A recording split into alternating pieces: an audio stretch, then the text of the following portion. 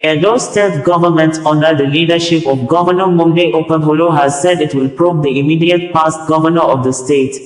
Godwin Obaseki, and his political party, People's Democratic Party, PDP, after rain with breeze caught broken a telecommunication mast at Samuel Ogbemudia Stadium in Benin City, killing one of the event decorators, Pius Etim, whom privileged video showed that he was apparently left to die, as Pius Etim was seen in the video trapped under the iron pole and begging for rescue for some minutes, which no one apparently didn't make effort to help him at an event organized by Governor Okpebholo to mark his 100 days in office. Just as same day, the rain also caught broken a very large billboard with the photograph of President Bola Ahmed Tinubu done on it with a bold caption, "Baba, Edo is working." Although the rain fell, the political ad on a moving car, but the occupant of the vehicle survived the accident. According to AccuWeather forecast, rain was not expected to fall in Benin City on February 20, 2025. Instead, a heavy downpour was forecasted to start in the Edo State capital on Friday, February 21, 2025. Some residents in Benin City said the rain was strange because the downpour came with a little breeze to cut broken the gigantic large billboard of President Bola Ahmed Tinubu at Seluko Road Junction in Benin City, collapsing on a red moving car, which occupant of the vehicle came out alive unhurt. Fred Itoa, the chief press secretary to the state governor, in a press release issued and made available on Friday, said, as presented in quotes below, Edo State Governor, Senator Monday Okpebholo, has expressed deep sadness and condolences to the family of Pius Etim, a young man who tragically lost his life due to an unfortunate incident on Thursday evening at the Samuel Ogbemudia Stadium, Benin City, following a heavy rainfall. Governor Okpebholo described the collapsed mast that killed Pius Etim during the heavy rainfall as unfortunate, sad and painful. "I am deeply saddened to learn of the passing of a young man, Pius Etim, during the intense rainfall and collapse of a mast at the Samuel Ogbemudia Stadium, Benin City." Governor Okpebholo extends heartfelt condolences to the family of Pius Etim during this difficult time. "On behalf of the people of Edo State, I offer my deepest sympathies to the family and loved ones of Pius Etim. Our thoughts and prayers are with them during this period of grief." Governor Okpebholo, however, frowned at the attitude of leaders and members of the opposition People's Democratic Party, PDP, who took to various social media platforms on Thursday night to celebrate the unfortunate death of Pius Etim. Governor Okpebholo said such callousness and lack of empathy for the family of the deceased show that the PDP in Edo State has lost touch with the people it once governed. Preliminary investigations show that the collapsed structure at the Samuel Ogbemudia was erected by the administration of Godwin Obaseki, which did a shabby job. It is unfortunate that Obaseki and the PDP in Edo State, known for their lack of integrity, hired compromised contractors to erect defective structures at the stadium. Nigeria's Senate has summoned the current National Security Advisor, NSA, Malam Nuhu Ribadu, Director General of the Department of State Services, DSS, Adeola Ajayi, Director General of the National Intelligence Agency, NIA, Ambassador Mohammed and the Director of the Defense Intelligence Agency, DIA, Major General Emmanuel Onyende, following the allegations made on Friday, February 14, 2025 at the United States Congress by a U.S. Congressman, Scott Perry, that the U.S. government is funding Boko Haram among other terrorist organizations in the world through the United States Aid for International Development, USAID. This, he said, less than 3 years after former Nigeria Chief Security Officer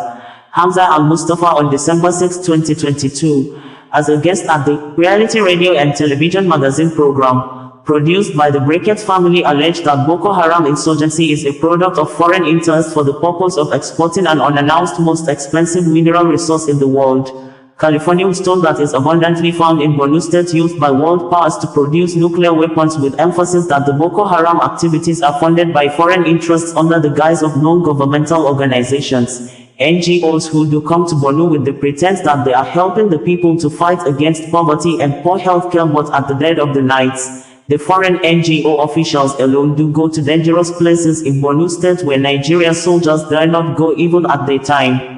Vanguard newspaper reported that the Senate invited the intelligence chiefs just as President Bola Tinubu and Senate President Godwin Obaseki met last night at the presidential villa to discuss the matter. Californium was discovered in 1950 by Ahmed Tinubu and Glenn T. Seaborg at the University of California, Berkeley, and was named after the state of California and the university where it was discovered. And Californium stone is used for nuclear explosives, which Boko Haram in 2010 almost on daily basis was bombing Nigeria capital city, Abuja, when the then National Security Advisor, Owoye Azazi, who later died in helicopter crash, that Boko Haram has foreign support, well-trained, funded and enjoyed patronage of some politicians like the People's Democratic Party, PDP, who he alleged was aiding and abetting Boko Haram over internal wrangling in the then ruling party. When the Chibok girls were kidnapped by Boko Haram, the then Nigerian First Lady, Patience Jonathan, obviously acting on privilege and security intelligence, apparently accused the people in the northeastern part of Nigeria that they knew what they are doing and that the blood of innocent people they are sharing in the region is enough. The U.S. government, led by then President Barack Obama, apparently believed members of the Boko Haram group to be protesters or freedom fighters, and Barack Obama always blamed the Boko Haram insecurity on bad governance in Nigeria until U.S. congressmen and women mounted consistent pressure on him to declare the Boko Haram insurgency an international terrorist organization, which Barack Obama eventually did in June 2012 after Boko Haram had bombed United Nations UN headquarters in Abuja in 2011. In June, the U.S. State Department announced the designations for the Boko Haram leader, Abubakar Shekau, as well as Abubakar Adam Kamba and Khalid al-Banawi. Kamba and Banawi were said the 10th leader of the indigenous people of Biafra, IPOB. Nnamdi Kanu on Valentine's Day sent a message to the lovers, supporters of the Biafra Republic agitation and the general public that he would remain in detention until impartial and unbiased judge take over the case of alleged terrorism filed against him by the federal government of Nigeria, narrating how the judiciary has been biased against him since years of his detention. In an open letter to the general public, the detained Biafra leader, who has continued his agitation for the declaration of Biafra Republic, stated below in quotes, "Greetings to all men and women of goodwill in Nigeria and elsewhere in the world. I have been compelled by the events of the past few days to take the unusual step of writing this open letter for the singular purpose of calling the attention of the general public to the serial executive and judicial fraud being perpetrated against me since my extraordinary rendition in 2021. The details are as follows. 1. In a judgment entered on the 1st of March 2017, the Federal High Court Abuja ruled that the IPOB is not an unlawful group. At the time, it received widespread publicity which can be verified from vanguard.com/2017/03/Kanu-I. This landmark ruling, made by the court before it turned unjust, emanated in a criminal proceedings that required proof beyond reasonable doubt, and in which the federal government and my humble self presented our respective cases. Alas, instead of the federal government to go on appeal as the law mandated, if they are dissatisfied with the judgment, the former Attorney General, Abubakar Malami, went behind closed doors with a letter signed by late Abakari and got IPOB proscribed, tagged a terrorist group in an ex-parte proceedings conducted without notice to me or to the IPOB. This abominable incident was the earliest sign yet that the government and its judiciary have struck an unholy and fraudulent alliance to deny me my rights and thereby imperil the lives and liberty of millions who identity with IPOB. 2. On the 26th of October 2022, a federal high court declared my extraordinary rendition and detention as unconstitutional, stating that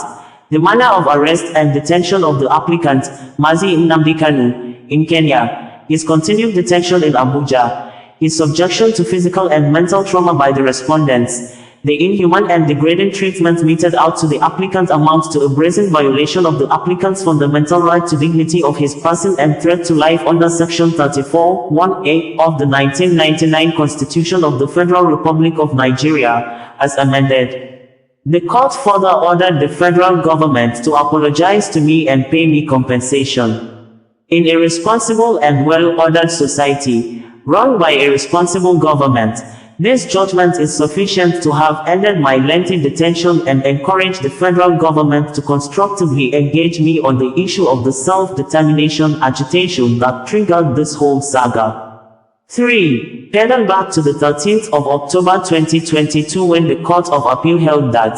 the courts must never shy away from calling the bringing you the news in a more digital way.